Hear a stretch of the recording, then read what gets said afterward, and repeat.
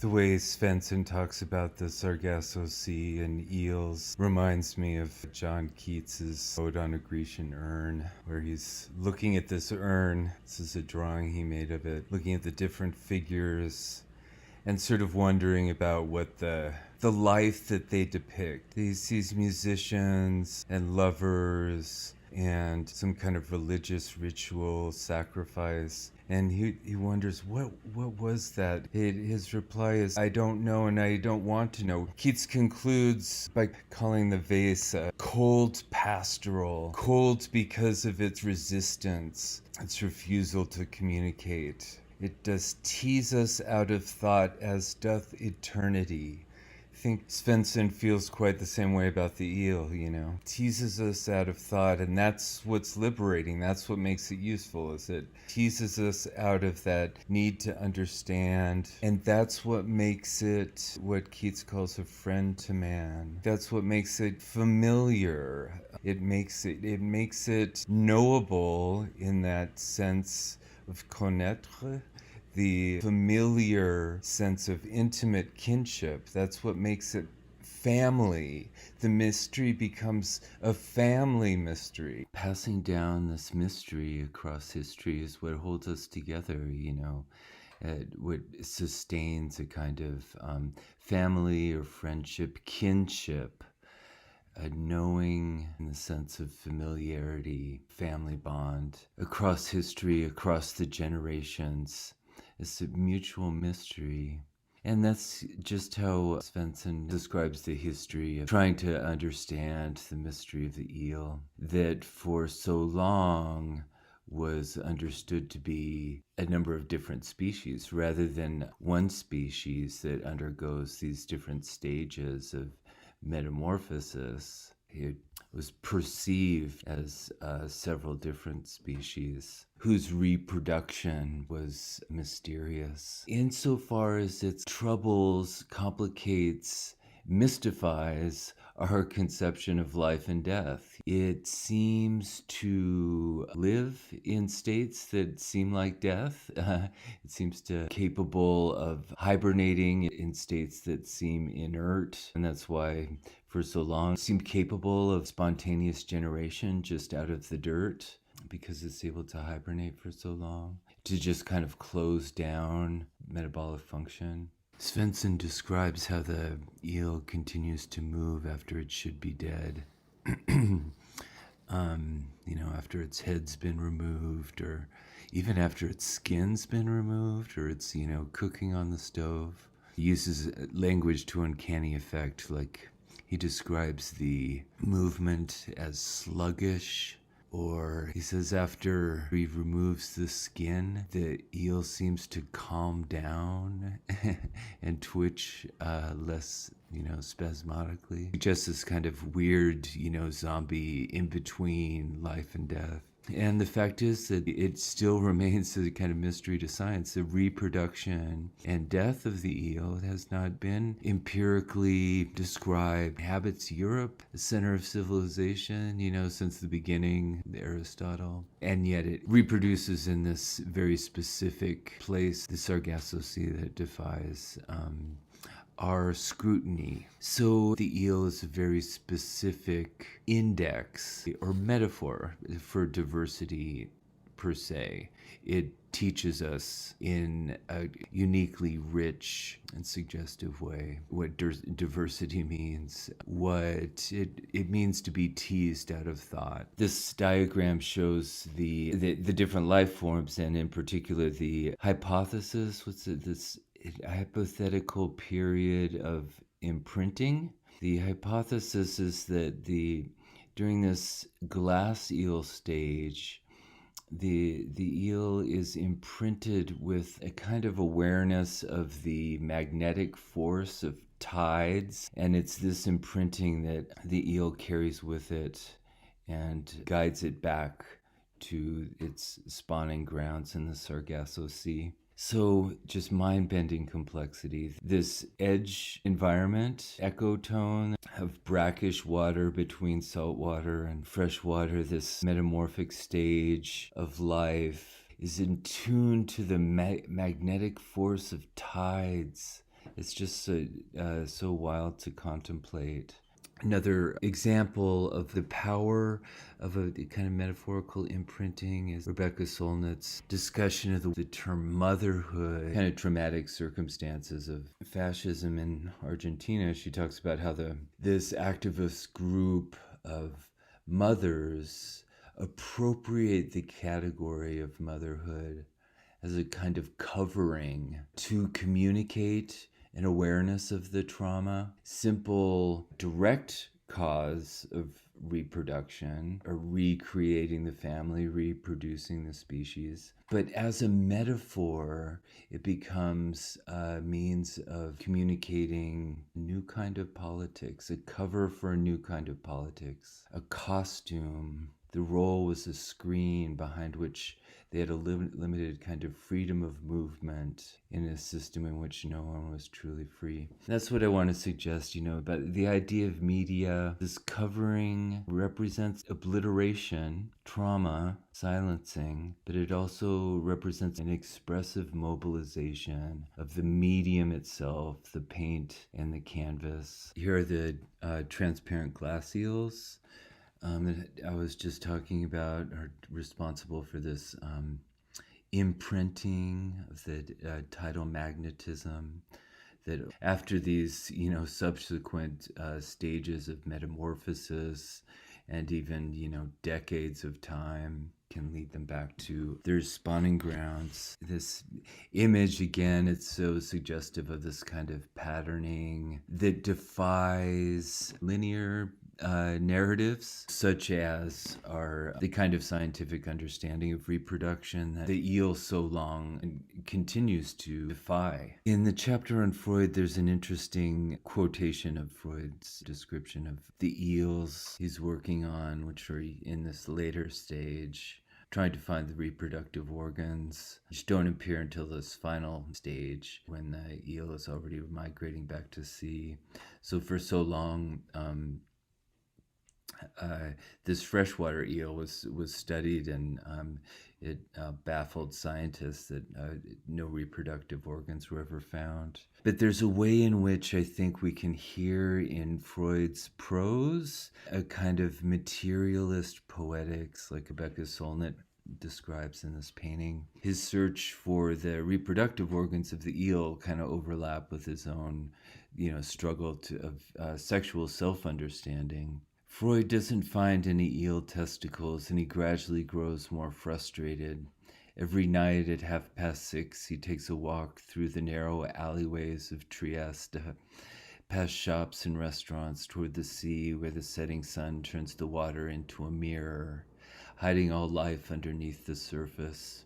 He hears dock workers speaking German, Slovenian, and Italian, smells the spices and coffee, sees the fishermen pack up the last of their catch, sees the women with their make-up eyes moving toward the bars in the square. He sees all that and thinks about eels. I'm quoting from his letter. Freud writes, "My hands are stained by the white and red blood of the sea creatures. All I see when I close my eyes is the shimmering dead tissue which haunts my dreams. And all I can think about are the big questions, the ones that go hand in hand with testicles and ovaries, the universal pivotal questions." I can't help but think about Dr. Frankenstein manipulating the dead flesh and contemplating the secret of life. What strikes me there is the shimmering dead tissue. The word shimmering is so evocative. It's evocative of this kind of patterning. So it's a onomatopoeia, like murmuring, shimmering, or glittering, glimmering. The words that evoke this pattern of flickering, a rhythmic pattern, is a kind of animation. It's a poetics of animation. So I want to juxtapose here this sort of networking, patterning, systemic causation, systemically animating the medium itself, the flickering of the sheet, squirming, the imprinting of tidal magnetism on these individual creatures, bafflingly complex kind of interactive patterns that are in play there. Again, I think the point is not to understand that, but instead, precisely the opposite, to let its incomprehensibility baffle your mind, a kind of awe-inspiring awareness of the material complexity of the world. We are emotionally imprinted by what we don't understand.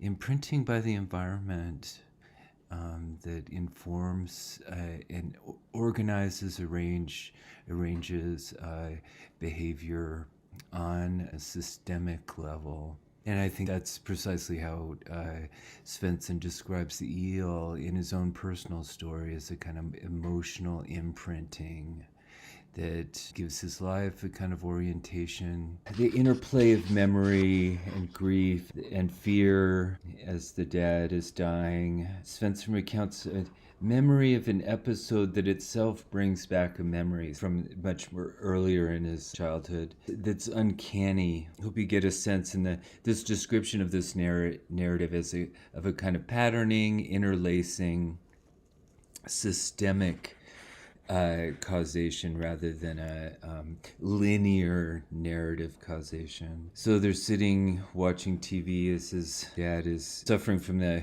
cancer that'll kill him, although he doesn't know it yet. "Have you been fishing?" his dad asks. And that's when I realized his eyes looked different. The whites had gone yellow, had acquired a grayish yellow tone, like an old sheet of paper that had turned dirty and matte. The yellow surrounded his black pupils like a thick fog.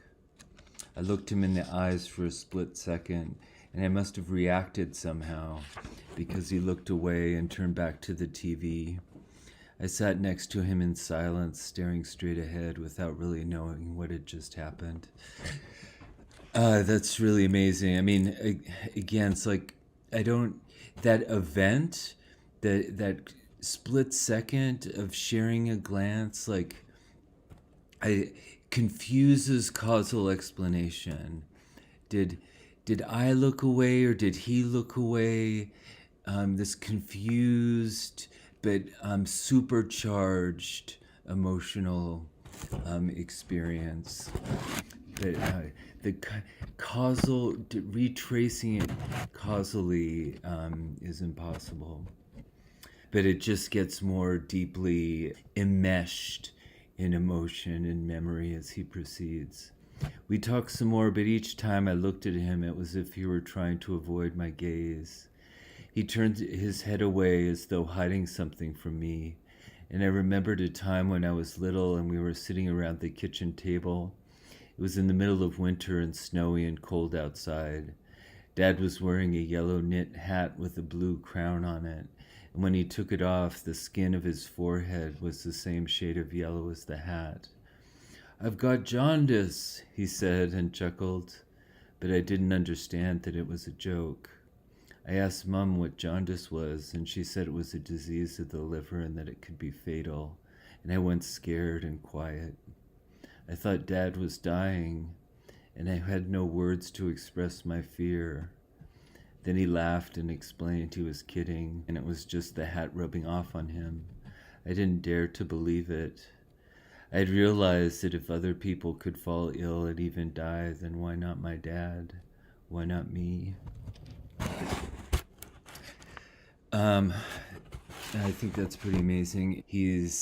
Svensson is describing seeing his dad actually ill, but what most disturbing about it is kind of revealed by this memory, this weird mistaken conception when he was a little boy. I really relate to that, and it suggests, how our emotional life, again, does it need causal explanations or rationality.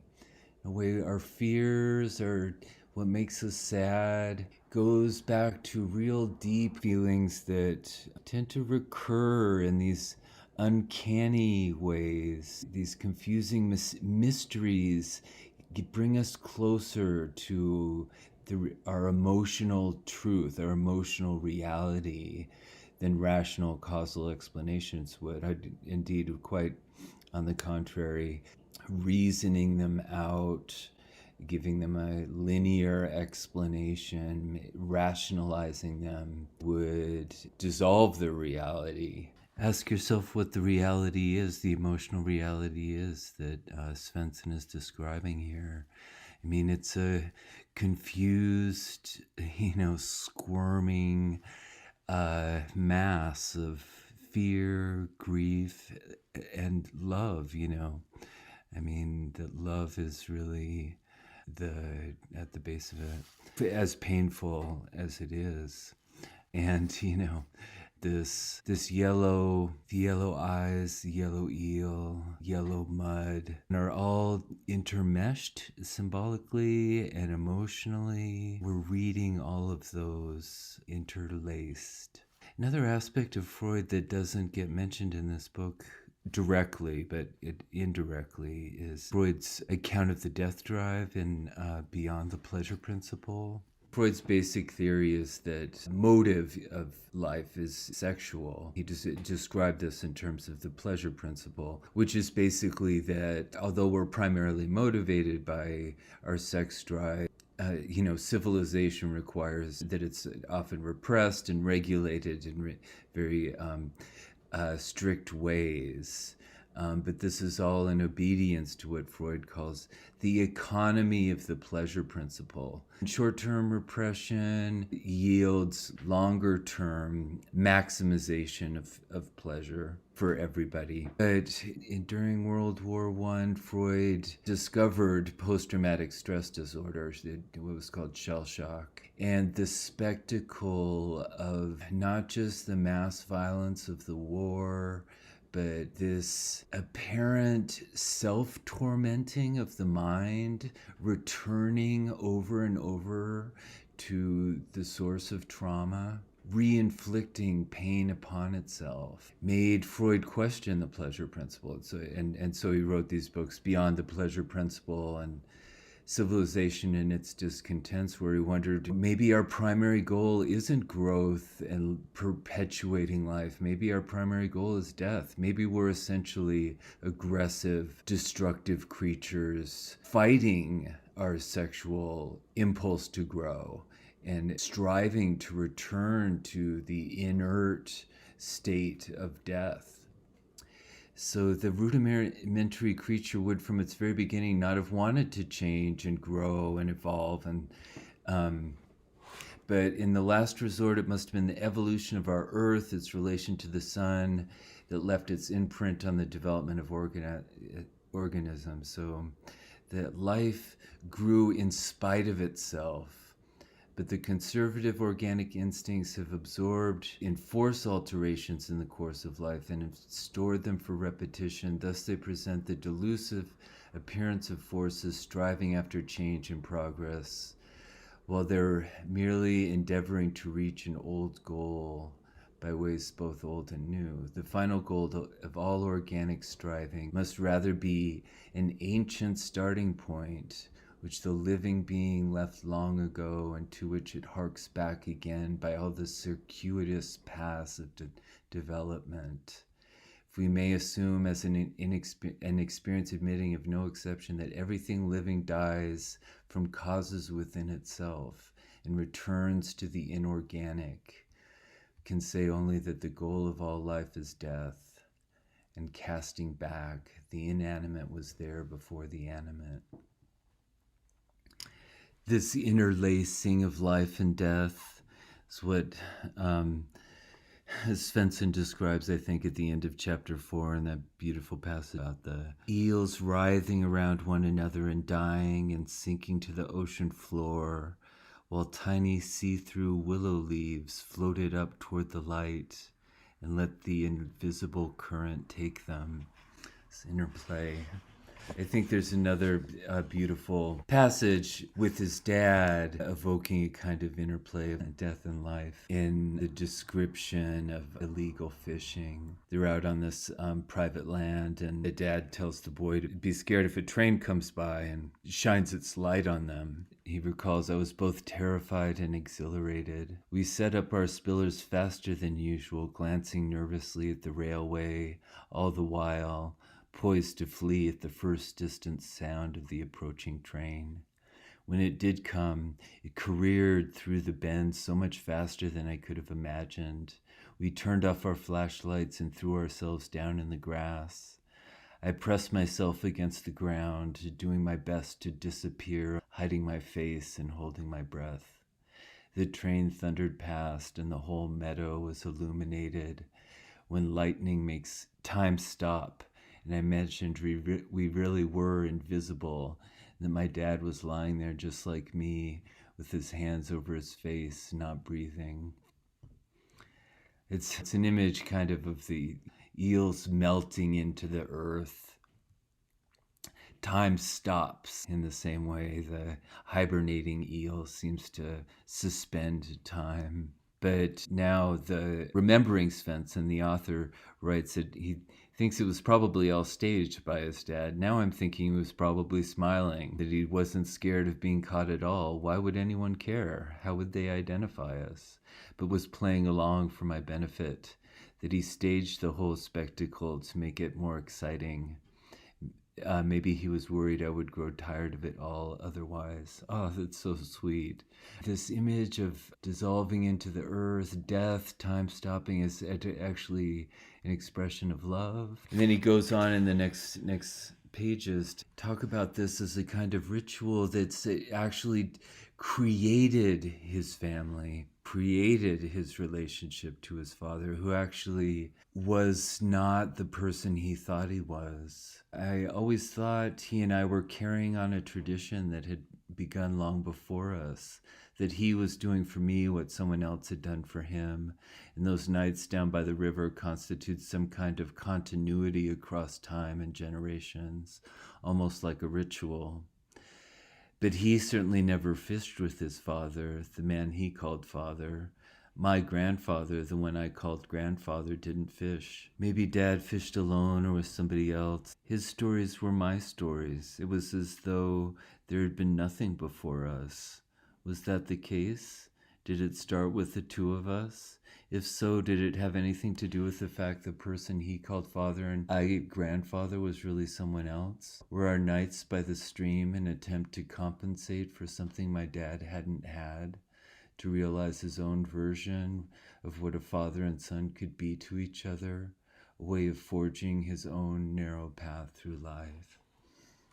What's at stake in Solnit's description of obliteration, weaving a pattern, a web, a forest, out of the linear narratives, violence, this interplay of life and death, Freud's Fort Dog game, this attempt to turn the unavoidable experience of trauma in life into a pleasure of communication, into a forging of community.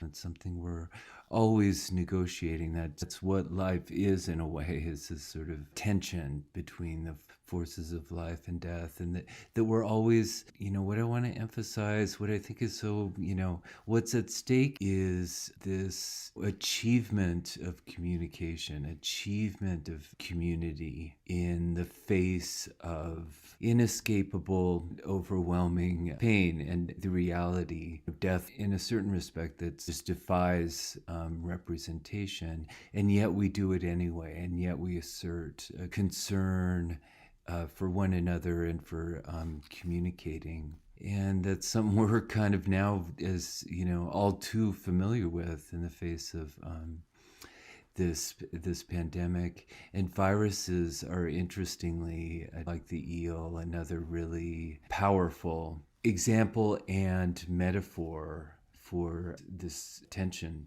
between life and death. Viruses defy the simple contrast between life and death in a way that's infinitely mysterious and mind-boggling and just it defies the most basic categories of our world.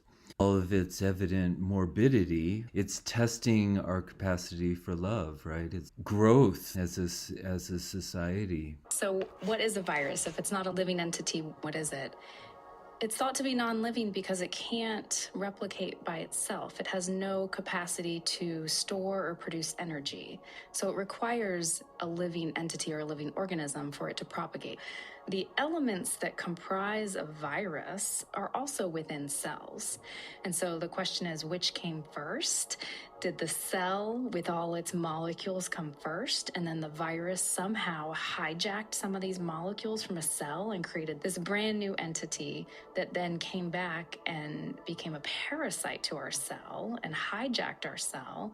Or was it the reverse, whereby a virus maybe was the donor of some of these very simple molecules that the cell then utilized for its own propagation and biology? And the answer is... Oh, nobody knows that answer. So just like in Svensson's account of the eel, there are two kinds of knowledge, two kinds of knowing at stake. There's this ultimate universal question, which came first, the virus or the cell? The battle between the life force and the death force. That's a question for these Promethean heroes of science like Freud and Dr. Frankenstein. I think the other perspective that we faced with, whether we're talking about the eel or we're talking about, in nature in general, we're talking about the coronavirus, is the unique accidental circumstances that we face in our own lives and how we're going to face the mystery, the way it constrains destructively and the opportunities constructive that remain nonetheless. Question of the love of fate, the finding, beauty in what is necessary, or as Thoreau puts it, the who can tell you what is left undone. It's the optimism that Rebecca Solnit talks about in terms of you don't know, you can never know how things are going to play out. It's always just a question of your faith in possibilities, as yet unrealized possibilities. That's to say, I think a lesson of Svensson's book is that love, family bonds derive from disturbing mysteries, that derive from pain. That's the foundation of love in a mysterious way. The mysterious, the strangeness, the disturbing aspects of experience of life are what ties together, Then again, this reminds me of romantic poetry. There's another example here. The ones I love the best, even the dearest that I loved the best, are strange, nay, rather stranger than the rest. I think that's something really deeply true, and this is a lesson of the book. Again, those two senses of knowing as familiarity and versus knowing as objective knowledge, knowing facts.